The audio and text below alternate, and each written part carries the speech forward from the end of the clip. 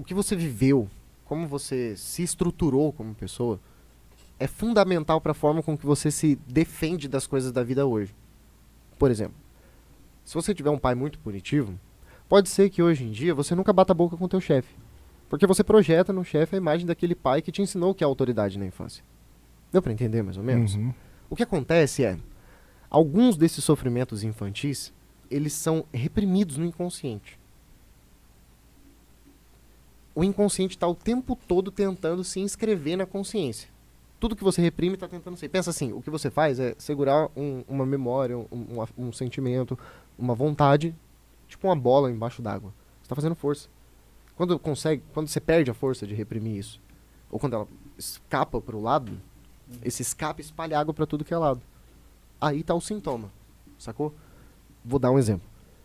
Vamos supor que você vive numa sociedade como a nossa. Tudo é alegria, tudo é felicidade. Tem que estar feliz, tem que estar bem, tem que estar bem vestido. Enfim, há uma exigência violenta da felicidade hoje em dia. Hoje em dia é a época que a gente mais tem depressivos. Então seria como se essa pressão social de reprimir a tristeza tá fazendo ele escapar à torta e direito por aí. Seria mais ou menos esse o raciocínio do inconsciente. Aquilo que socialmente a gente tem que reprimir vai voltar de algum jeito. Se não for do jeito que a gente reprimiu, ele procura um outro caminho que é o que a gente chama de sintoma. Crise de pânico, depressão, ansiedade, raiva, transtorno afetivo bipolar. Isso aí seriam essas formas de manifestação de sofrimentos inconscientes que a gente não simbolizou, sacou? Que se tornam reações químicas no cérebro, no caso? Então, essa questão do cérebro aí é muito complicada, porque a gente não conseguiu provar a correlação de reação química com sofrimento mental. A gente sabe que se você encher o cérebro de alguém de serotonina, aí ele tende a ficar menos triste.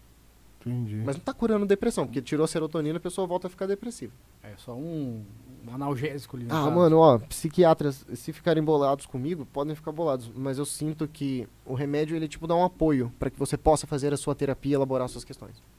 Uhum. Sacou? É. Em te alguns tira momentos é preciso, mas não é sempre. Te tira daquele estado de emergência. Eu acho que é nesse caminho aí. O que tá acontecendo hoje é que tá todo mundo enchendo de droga.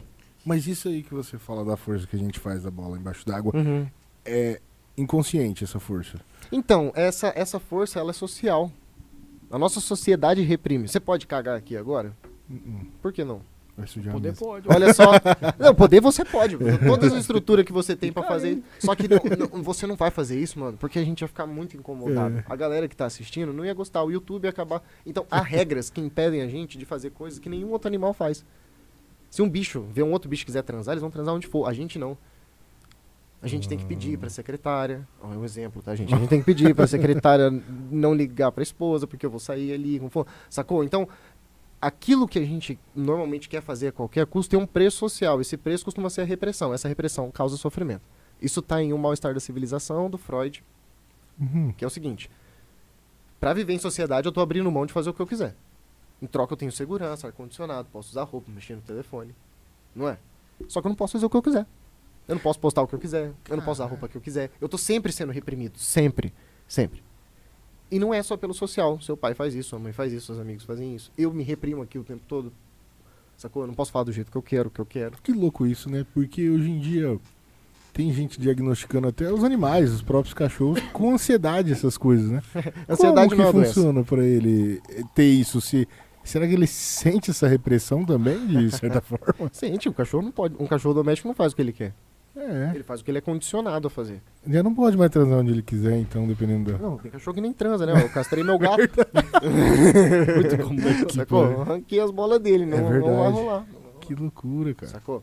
Ó, ansiedade é o seguinte, ansiedade não é uma doença. É uma resposta natural do cérebro de mamíferos a qualquer tipo de possível perigo. Mas uma coisa, só até quanto à ansiedade.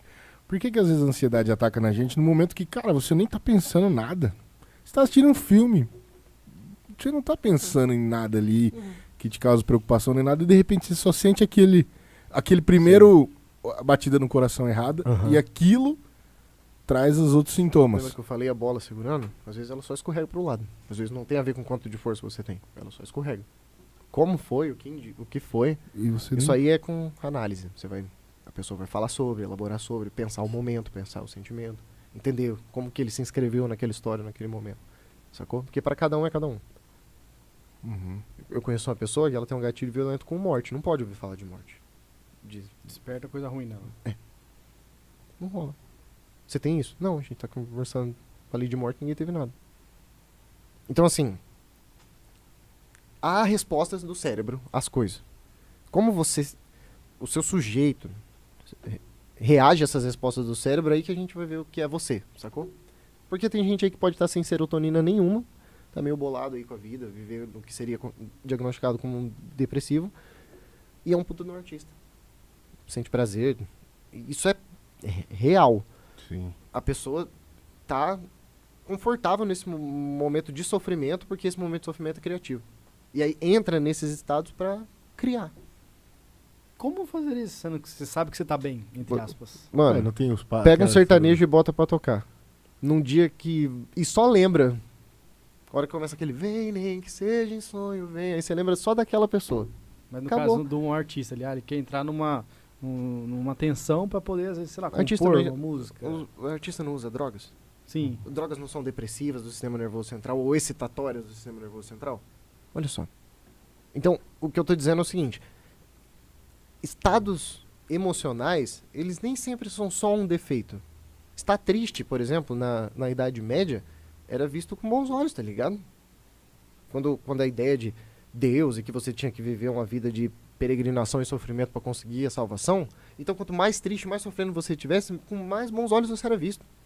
Porra, recentemente eu ouvi história de uma mulher que na época dela, uma menina não podia sorrir. Senão era vista com maus olhos, era vista como vagamundos, porque sorriu, cara. Não tava buscando os deuses. Sacou? Isso tudo é muito estranho. Então, assim, a nossa sociedade, ela reforça ou ela extingue alguns sentimentos. E no momento a tristeza tá passando por esse processo. Por que no momento você fala isso? Porque estão vendendo que a gente tem que ser feliz a qualquer custo. Você tem que abandonar um trampo estável pra ser feliz. Tem que mudar de cidade pra ser feliz. Tipo assim, a felicidade é algo que faz a sociedade te aceitar melhor. Seria tipo isso. E eu não concordo com isso, não. Isso me fez criar uma pergunta aqui, tipo, qual que é a forma mais próxima possível da felicidade absurda? Como que a pessoa pode ser o mais próximo disso? Dissociação. Abandonar todas as suas regras morais, éticas e humanas Viver e viver no como... meio do matagal? Eu não sei responder essa. foda, Nem tem né? como, né? Vai Eu- ficar preso ó, e daí vai ficar triste. Eu acho que a felicidade é uma coisa que você não alcança. É só desejado. É mais fácil ser um advogado. Sabe como é que faz pra ser um advogado? Presta o vestibular, entra na faculdade, faz prova 5 anos, se forma, passa na OAB. É. É assim que faz pra ser advogado, não é? Como faz pra ser psicólogo? Entra na facul, passa 3 anos e meio, sobrevive à psicopatologia da infância e adolescência e da vida adulta, aí você se forma, tira o CRP e aí você pode ser psicólogo. Como faz pra ser feliz?